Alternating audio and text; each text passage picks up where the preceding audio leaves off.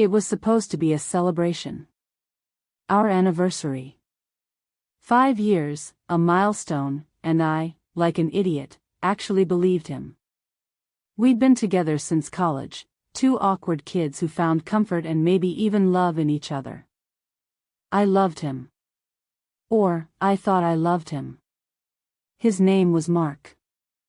He'd always been a charmer, smooth-talking, the kind of guy who could disarm you with a smile and a well-placed compliment. I, on the other hand, was more reserved. Bookish, maybe. A bit of a pushover. He was my anchor, or so I thought.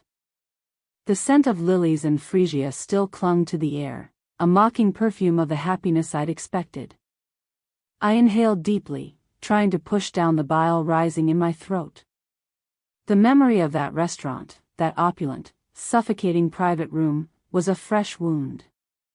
The clinking of the crystal glasses, the hushed whispers of the waitstaff, the way Mark's eyes danced with a secret joy. It all replayed in my mind, a horrifying highlight reel of my own naivete. I stood in my kitchen, the harsh fluorescent light illuminating the chaos. Dishes piled in the sink, a half-eaten carton of Chinese takeout on the counter, a crumpled tissue on the floor, a perfect reflection of my state of mind. I'd spent the last 2 days in a haze of disbelief and fury, alternating between sobbing on the couch and pacing the apartment like a caged animal. The ring box sat on the kitchen table, mocking me. It was a simple velvet box, the color of a bruised plum. Inside, nestled on a bed of pristine white satin, was a diamond ring. A monstrous, glittering testament to his lies. I'd stared at it for hours, the sparkle reflecting the hollowness in my heart. It wasn't just the money, the ostentatious display. It was the sheer audacity of it all. The calculated deception. The way he'd looked at me, promising forever while planning his betrayal. I reached out, hesitantly, and picked up the box. The cool metal of the ring sent a shiver down my spine. I turned it over and over in my fingers, the light refracting in the facets of the stone, each tiny prism a shard of my shattered trust. It was beautiful, undeniably so. But now, it was tainted, a symbol of the betrayal that had ripped my life apart. How could I have been so blind? How could I have missed the signs? The late nights at the office, the sudden interest in his appearance, the closed-door phone calls, the way he would become flustered when I touched him. The subtle shifts in his behavior, the things I dismissed as stress or overwork. They were all red flags, screaming at me to wake up.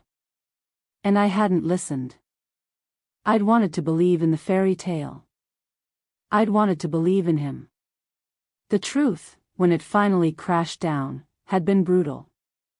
Finding those messages on his phone felt like a punch to the gut. The way the screen lit up, the picture of him and her, a woman I'd never seen, a woman who had, apparently, been a central part of his life for months.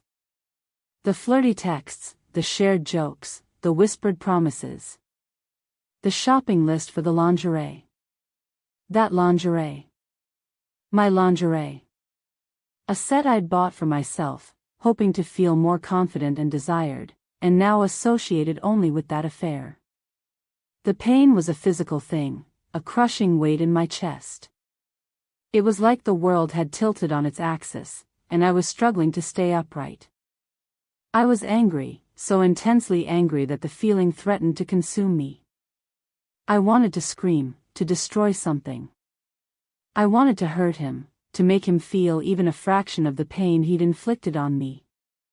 And then, the anger had been followed by a wave of crushing sadness. The loss of my future, the loss of my dreams. The loss of the man I thought I knew, the man I had built a life with. I ran a hand through my hair, the strands tangled and matted. I needed a plan. I needed to channel this fury, to turn this pain into something productive. I needed to fight back. I scrolled through my phone, searching for Jess. Jess, my oldest friend, my confidant, the sister I never had.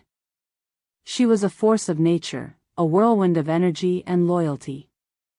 She had always been my rock, the person who could always pull me out of the darkest depths of despair. And I needed her now more than ever. I clicked on her number, my fingers trembling. "Hey," I croaked when she answered, my voice thick with unshed tears. "Sarah? What's wrong? You sound awful." Jess's voice was instantly concerned. I took a deep breath, trying to steady my voice. "It's Mark," I managed. He cheated on me." The silence on the other end of the line was broken only by my ragged breathing. Then, Jess's voice, sharp and resolute, cut through the air. "That son of a bitch. Tell me everything." And I did.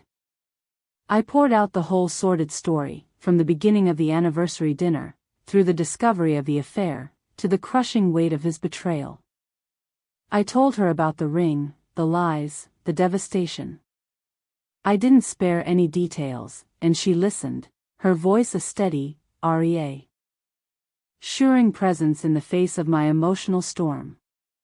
She punctuated my account with expletives that would have made a sailor blush, and with the kind of unyielding support only a true friend could provide. When I finally finished, my voice raw and my eyes swollen, Jess was silent for a moment, then sighed. "Okay. First of all, you're allowed to feel whatever you're feeling. Rage, sadness, heartbreak, all of it. It's all valid. Second, we are going to get through this. And third, we are going to make that lying, cheating, spineless, expletive, pay. Every last bit." I managed a watery laugh. "I knew I could count on you. Always. Now, tell me about this woman. Does she have a name? Do you know anything about her?" I swallowed, picturing the blonde woman from the photo. "Her name is... I think it's Ashley. I don't know much about her. Just what I saw on his phone." "All right. That's a start. First thing is first, we're going to gather intel. We need to know everything about her. Where she works, where she lives, her social media, everything. We are going to know every part of her." "How?" I asked, the magnitude of the task overwhelming. "Leave that to me." Her voice was already brimming with the energy of a plan forming. "I'll do some digging. You focus on getting yourself together. Take a shower, eat something, and try to get some sleep. We have a lot of work to do." Over the next few days, I followed Jess's lead. While she was busy working her magic on her computer, I began the agonizing process of picking up the pieces of my shattered life.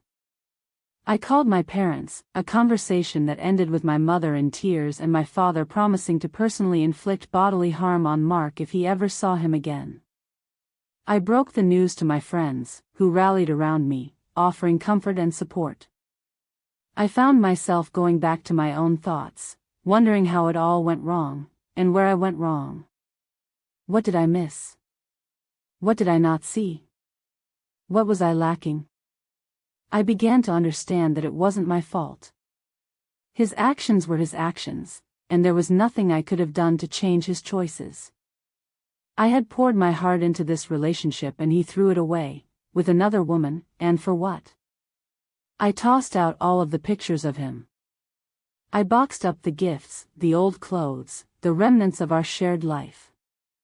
Each item was a fresh stab of pain, a reminder of the future that had been stolen from me. Jess called me a few times a day, a constant source of encouragement and guidance. She told me about Ashley, where she worked, what she did on the weekends, and every detail about her. She had a fairly active social media presence, filled with photos of vacations, nights out with friends, and, most importantly, photos of Ashley with Mark. The woman seemed to have no remorse for being with a married man, or a fiancé. Okay, Jess said, her voice crackling with excitement. I've got a plan. And trust me, it's going to be epic. What is it? I asked, my heart pounding in my chest. I was terrified, but also strangely exhilarated. It's complicated. But the payoff is going to be worth it. And so the plan was put in place. Mark had a predictable schedule. He went to the gym every morning at the same time, then drove directly to his office. The gym was a luxury establishment on the other side of town. We need to intercept him, Jess had said, her voice businesslike. We need to make sure he has something to remember him by. The first part of the plan was simple, but the logistics were critical. I had to be precise. Jess had a friend with a sports car, and the plan needed to happen near the entrance of the gym. I knew his route, of course. I'd driven it countless times. The plan had to go off without a hitch. It was simple, but it needed to be executed perfectly. The morning of the accident, I stood near the entrance to the gym, watching him drive by. The plan was put in place, and with a deft movement, Jess tossed a bag out of the passenger side of her car as she drove past Mark. In the bag was a half-empty bottle of champagne and a few of his work papers. The look on his face when he got out of his car to survey the damage was worth the wait. The incident was captured on one of the gym's cameras, so everything he said to me the next day was just a lie. The day after the car incident was even better. Mark's career was everything to him. More than me, more than the truth. The man valued money over happiness. As a successful real estate developer, Mark was involved in numerous business deals, and always had a lot of people he was trying to impress. To be exposed in the business world would be his worst nightmare. We decided to book a hotel room at a prestigious hotel near the city center. The plan needed to be perfect, so that he couldn't sweep it under the rug or hide his affair. We would take his actions into our hands. The key, Jess had said, is to control the narrative. We have to make him face the consequences of his actions in a way he can't ignore. And more importantly, he has to feel it. He'll never see it coming, I said. Absolutely not. We invited one of his major business contacts to a luncheon, explaining to him that he had an exclusive opportunity he wouldn't want to miss. The truth was, he would be missing more than he realized. The man, someone named Mr. Harrison, was known to be incredibly influential in the business world. I hoped Mark would find it suspicious. The man's presence would ensure that Mark had nowhere to go. On the morning of the day, I took a shower, focusing on calming my racing thoughts. I had been so focused on the plan that I'd neglected to take care of myself. I felt good as I put on my clothes. I was going to be a beautiful bomb. The hotel room was elegant, overlooking the city. The anticipation was palpable as I stood there, alone. I had instructed the staff to keep Mark waiting, to give him the impression that he was in control. He had to be surprised. He had to be shocked. I heard a knock, and I took a deep breath, steeling myself for the confrontation. "Come in," I said, my voice steady. Mark walked in, his face lighting up with a smile. He was in his usual, impeccably tailored suit, a picture of success. He looked like he was on top of the world, the arrogant smirk of a man who thought he was untouchable. He was so proud to be there, he seemed to be thinking that I would be happy, or perhaps that he had gotten away with everything. "Darling," he said, his voice dripping with false affection. What a surprise. I forced a smile, the effort almost painful. Yes, it is a surprise, Mark. For everyone. I moved to the minibar and grabbed a bottle of champagne, the cold glass a welcome distraction. I took a step back, and smashed it on the floor. The sound was loud in the otherwise quiet room. "What was that?" he asked, his voice suddenly wary. That, I said, turning to face him, was a symbolic gesture, Mark. A representation of the end of your world. I don't understand, he stammered, his smile fading. Oh, you will. I gestured towards the door. Please, let them in. The door opened. Mr. Harrison, his face a mask of disapproval, stepped inside. He looked around, his eyes widening with confusion. Then, Ashley, her eyes red and puffy, entered the room. She looked stunning, but she was clearly distraught. The color drained from Mark's face. His jaw dropped. Mark, I said, my voice calm, but my eyes burning with fury, I think you have some explaining to do. The scene unfolded in a blur of shock and recrimination. Mr. Harrison, disgusted, turned to leave. Ashley, tears streaming down her face, began yelling at Mark, accusing him of lying to her, of promising her a future he had no intention of delivering. Mark, for the first time I had ever seen, was speechless. He opened his mouth to speak and then closed it. There was nothing he could do. His carefully constructed world was crumbling before his eyes. Oh, and by the way, honey, I said to Ashley, reaching into my purse and pulling out the ring. You didn't think I'd leave you out, did you? I handed the ring to Ashley. The look on her face was a mix of confusion, then realization, and finally, pure, unadulterated fury. She threw the ring at Mark, the diamond glinting in the air before clattering to the floor. I'm done, I said, my voice finally breaking. I'm so done. I turned and walked out of the hotel room, leaving him to deal with the wreckage of his double life. I didn't look back. I couldn't. I didn't want to see the expression on his face, the look of devastation, or the look of shame. I needed to be free of him, to sever all ties. But the revenge wasn't over. Not yet. The next part of the plan was executed that evening. As I knew Mark would be reeling from the events of the day, I prepared myself for the next stage. I had to do one final thing that would hurt him most of all. I logged into his social media accounts.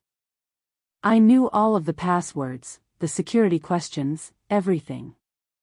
I had complete access to his online life. I composed a post. The post detailed the entire story, the lies, the affair, the proposal.